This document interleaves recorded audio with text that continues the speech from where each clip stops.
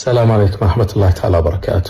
በሁሉም የዓለም አቅጣጫ ላይ የምትገኙ ወንድም እህቶቼ የአላህ ሰላም እዝነት ረድኤት ሁላችን ጋር ይሁን።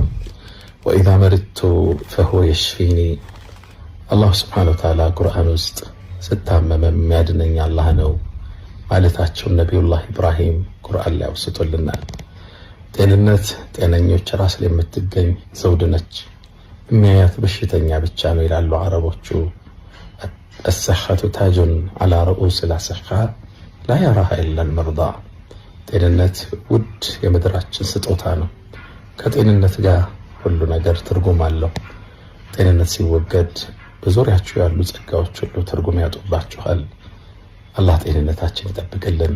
ታዲያ በሰሞኑ በጎበኘኝ ቀለል ባለ በሽታ ላሰባችሁ፣ ለተጨነቃችሁ፣ ለጻፋችሁ፣ ለከተባችሁ፣ ለደወላችሁ መልእክት ለላካችሁ